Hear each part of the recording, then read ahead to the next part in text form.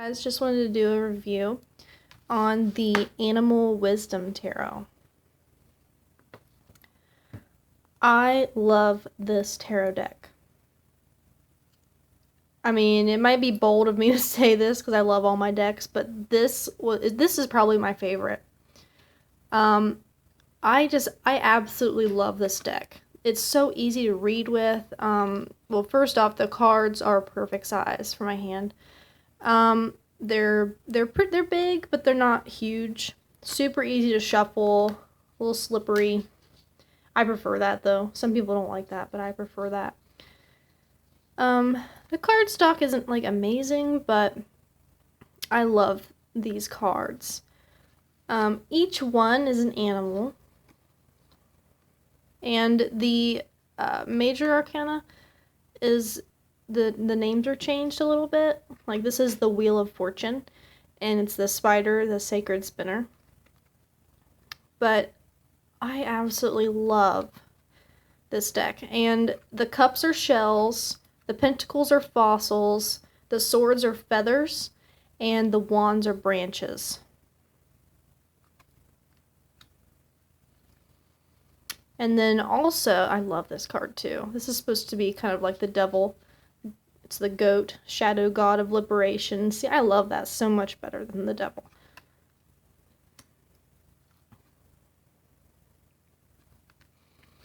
This deck has been amazing for me learning tarot. I use it for everyday readings. I'm using it in Tarot Perspective right now. The tarot challenge on Instagram within the 78 cards and the Truth and Story. And I love it. And the kings are guardians. The queens are nurturers. The knights are seekers. And the pages are seers. And I love that. I was thinking about this the other day, how I love that they changed the names of the suit cards because it really helps in your readings. The nurturer of feathers, the ibis. You know, because in your readings, when you get the Queen of Swords, sometimes it's difficult to put that in your reading. But when you think about the fact that the feathers, the swords, represents your intellect, your mind, then you think of the queen as the nurturer, nurturing your mind, thinking about how your mind causes your actions. You know, it puts things in more perspective. I've found it to be a lot easier to do readings. And this deck is so adorable.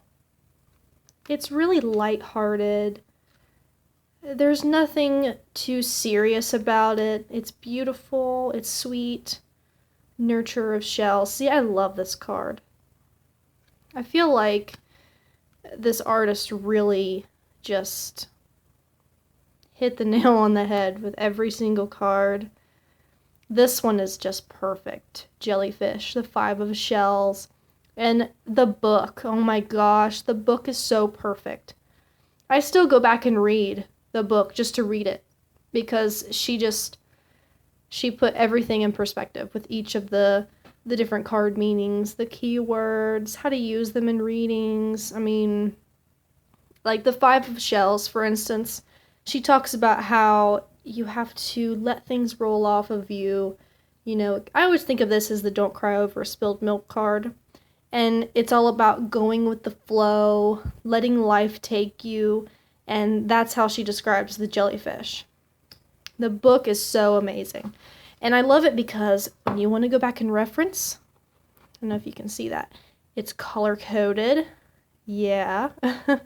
So it's kind of difficult to focus, but you got like purple is your major cards, and then you got the red for the branches, blue for the shells, green for the fossils, and yellow for the feathers. Makes it so much easier. And of course in the beginning she kind of has like some spreads and talks about the different suits, and she also has this too, Guide to the Numbers, and this is awesome. She's got how each of the numbers on the cards have a certain thing that she put in them. Like, I think it's the 5s. All of the 5s has a pentagram in them. And she puts what they all represent, how it represents the elements, and she's got, let's see, the 7s. Every 7 card has a 7-hued rainbow. It's all about activating your imagination. Every 3 has a, I believe, a 4-leaf clover. At least I think so. Or no, the 4 has a 4-leaf clover. That's right. But, yeah, I love that. And so then when you go and you look at the cards, you can see them. Sometimes they're a little hard to find because they're, yeah, here it is. There's the pentagram for the 5. I love that. And then the 7, she's got the rainbow. It just makes readings so much easier. I would definitely recommend this deck to anyone, obviously. But for someone who is learning tarot like I was, this will help you so much. It's so awesome.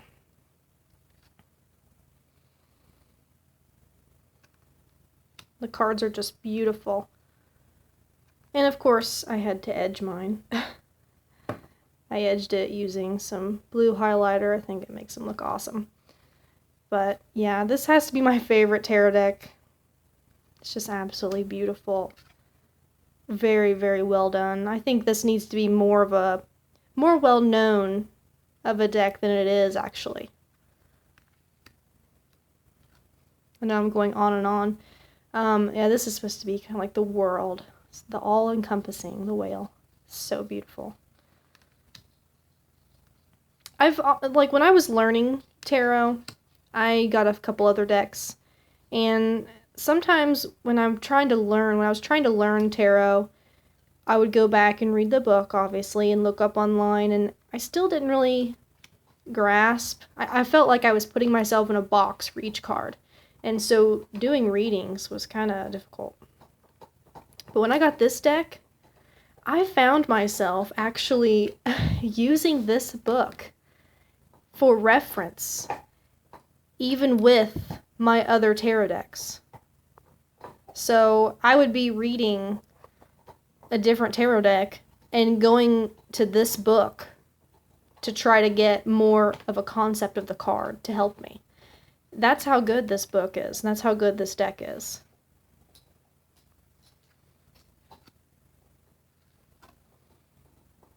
I think she has a sun symbol in all the guardians.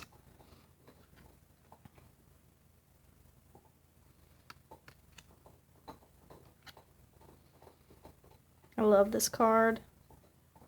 Makes you think of friends, gathering, having fun. It's adorable.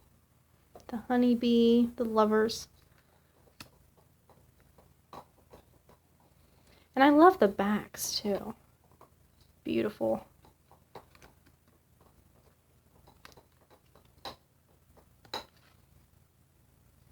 One thing I have not done is tried to read reversals with this deck. Yeah, I know all the 2. She's got a yin and yang symbol. But I have not tried to read reversals with this deck. The only deck that I really do reversals with is actually the Wild Unknown deck. I was really surprised by how easy that is to read reversals.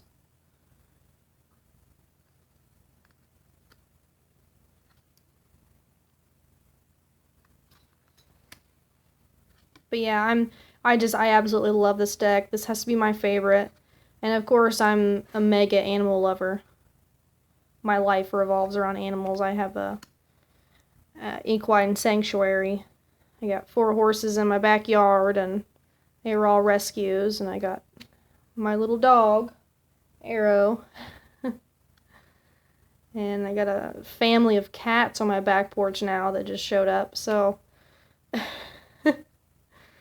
it's like Animal Haven out here.